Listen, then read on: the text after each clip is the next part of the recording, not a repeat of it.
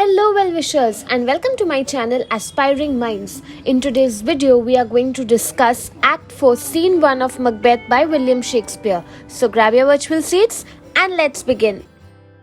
So in Act 4 Scene 1 today, you are going to see how Macbeth goes to the witches once again to gain reassurance about his kingship, whether it will remain intact or not. The witches at this time will be summoning or calling forth apparitions to answer some of the doubts and queries which are there in Macbeth's mind. I wonder if there is a solution, because in today's scenario we visit astrologers, tarot card readers, etc. for this kind of guidance. So Macbeth receives both comfort as well as he is seen to be witnessing weird prophecies about his future, and see how based on these prophecies he is going to start acting accordingly.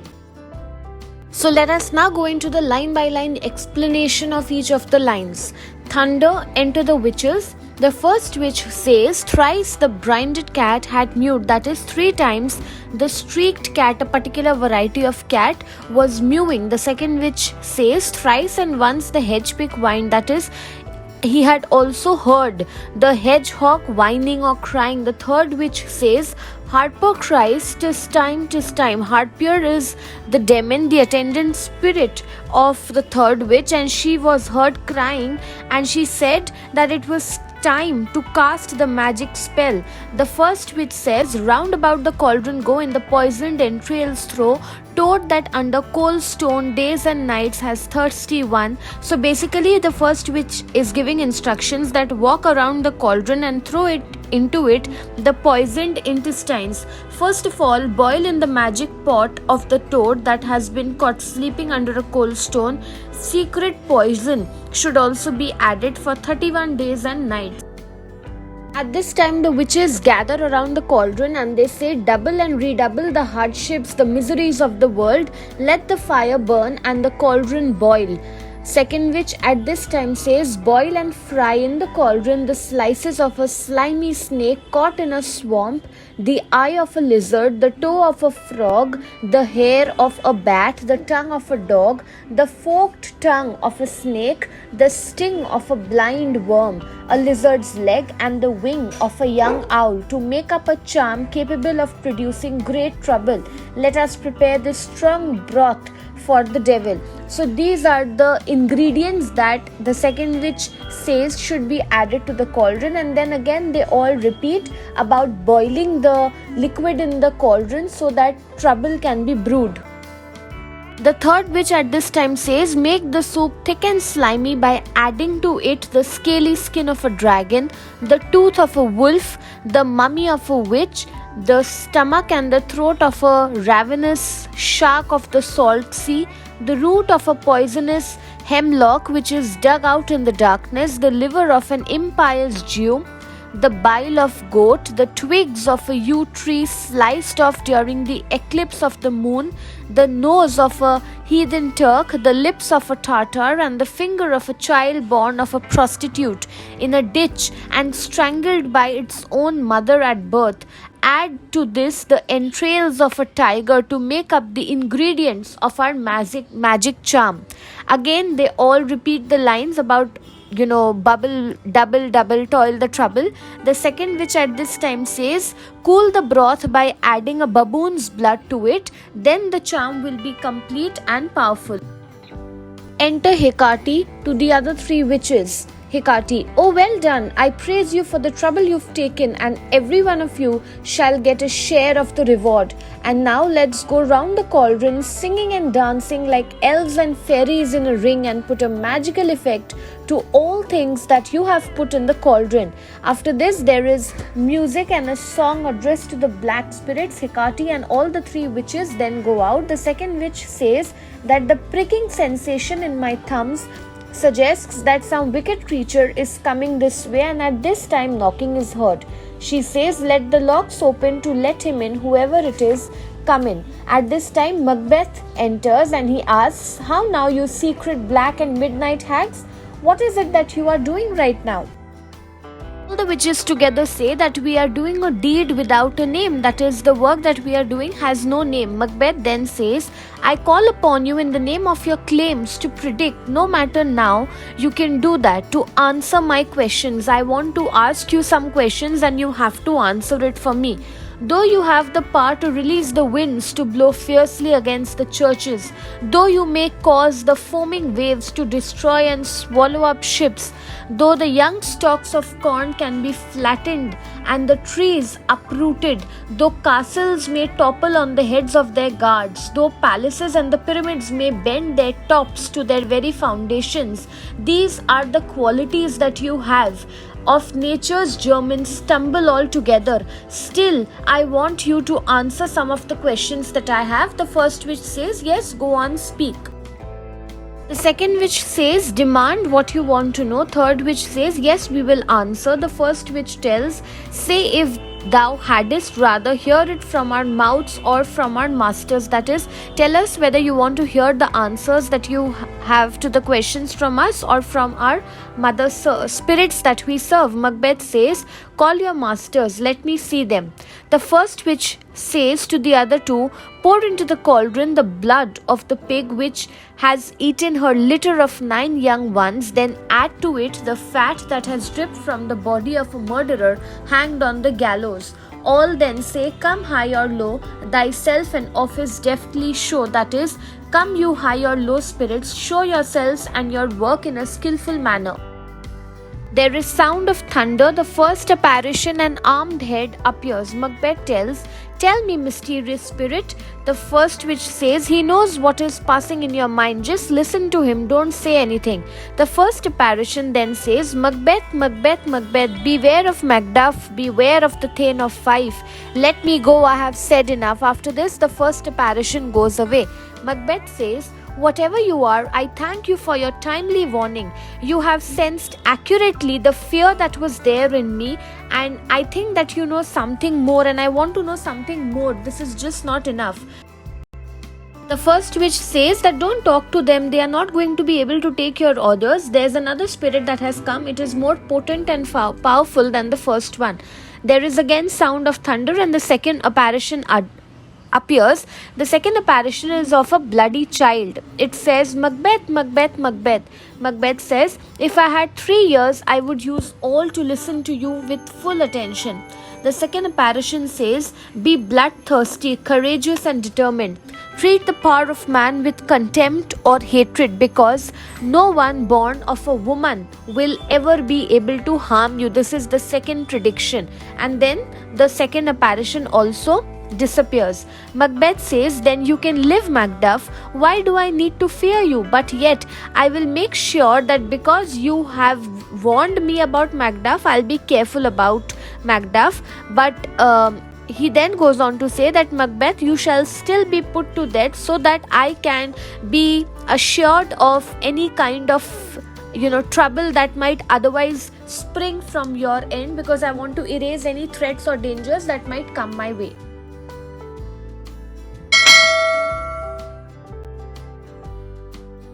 Now the second apparition has also vanished, and again there's sound of thunder, and a third apparition enters. It is a child with a crown on his head and a tree in his hand. What is this that rises in the shape of a son of a king and wears upon his childish head the crown, the symbol of sovereignty? All at this time say, listen, but speak not. The third apparition says, be lion-spirited, proud, and do not pay any attention to those who may fret or foam or conspire against you. Macbeth will never be defeated until Birmingham Wood moves to Dunsinane Hill to fight against him. He descends. So he's saying that the third apparition basically says that an entire forest will come walking to you, and I don't think whether it's possible or not, but that is the danger that you have when the great Birmingham Wood comes walking to you.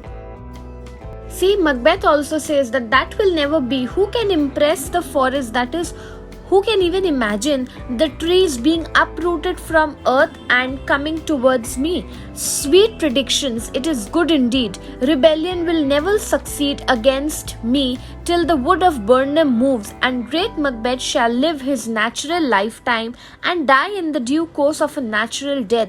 Yet my heart yearns or craves to know one thing. Tell me, if your art can tell me further, that will Banquo's son ever reign in this kingdom? At this time all say, seek to know no more. Macbeth says, I want an answer to this question.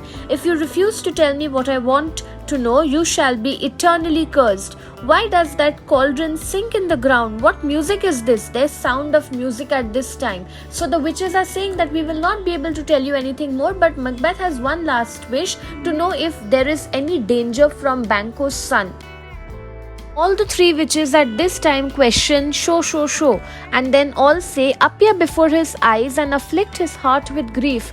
Come and go away like shadows. At this time a shadow of 8 kings, the 8th king, with a glass in his hand, and Banquo last. Macbeth says, you bear too close a resemblance to Banquo's ghost. Go away. The sight of your crown burns my eyes. You, the second one who wears a golden crown. Your hairs look just like the first one. The third king also resembles the first, the first two. You wretched hags, why do you show this to me? Is that the fourth? Let my eyes jump out of the socket so that I do not have to see this sight of so many kings with crowns. What I think, this line of kings will stretch out till the day of judgment. Another yet, and then one by one there are around 8 figures of kings that come in front of Macbeth's eyes. I see that some of these kings carry each 2 balls and 3 scepters. Scepters are symbols of showing that they will rule over England, Scotland and Ireland. And then he says, what a horrible sight this is. I see that it is all true, for the blood-covered figure of Banquo smiles at me and points to them as his descendants. That is, remember there was a prediction made that not Banquo but his descendants would rule. So basically there are so many figures of kings which are appearing at this time, and it is giving a proof that Banquo's sons are the ones who are going to rule. The first witch says, yes sir, all this is true, but why does Macbeth stand so shocked? Come sisters, let us cheer up his spirits and show him the best of our pleasing tricks.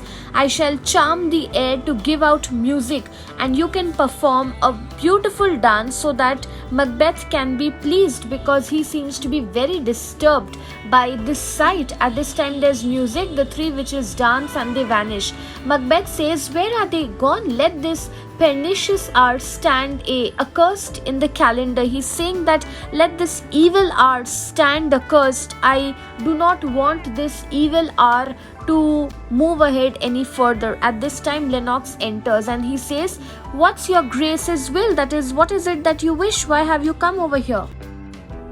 At this time Macbeth asks, where are they? Have they gone outside? He says, did you see the weird sisters? Lennox says, no my lord. Macbeth, came they not by you? Lennox, no indeed my lord, I did not see anything. Macbeth says that may the air through which they fly be affected, and may all those that trust them be damned. I heard the sound of galloping horses. Who was it that was riding today? Lennox says, 2 or 3 persons, my noble lord. They have brought the news that Macduff has run away from England. Macbeth says, ran away from England? Lennox says, yes, my good lord, that news is true. Macbeth at this time goes aside and says, time, you do prevent my dreadful actions. Our deeds never keep pace with our purposes unless we act immediately. From this moment, the very first impulses of my heart will prompt the very first actions of my hand. That is, whatever thought comes to me, I am going to execute that action and I'm going to take action. Otherwise, my life is going to become hell. And even now, to pull my thoughts into immediate action, let intention and action go hand in hand. I will make a surprise attack on Macduff's castle and capture the Thane of Fife. I will put him to death. If not, I'll put his wife, his children, and all the unfortunate beings who are connected to Macduff, all those are going to die. I shall do this deed before the ardor of my resolution has time to cool down. That is, this thought has come to me. Immediately, I'm going to go ahead and carry out this act of getting everyone related to Macduff killed. Never again will I seek to see those apparitions. To Lennox, where are the messengers you spoke of? Come, take me to them. And then they go out and the scene ends over here. So in this scene, we see supernatural influence where the witches and their dark magic play a central role in the scene, highlighting the theme of supernatural. And Macbeth's resilience on the witches for seeking guidance highlights how Macbeth has been susceptible to manipulation. The prophecies presented to Macbeth by the apparitions are very vague and ambiguous, yet he pays so much attention and importance to them. It also shows his overconfidence based on the prophecy of the witches, that now that he knows what the future has in store, he is already going to start acting accordingly. See how he says he wants to kill Macduff's entire family. So the prophecies regarding Birnam Wood and Macduff's birth contribute to the theme of fate and destiny. Macbeth's belief in his own incapability shows that what are the extents to which people go just to prove a point. So overall, we see Macbeth deepens the play's exploration of themes like fate, ambition, and the consequences of unchecked ambition, which ultimately leads to moral decay.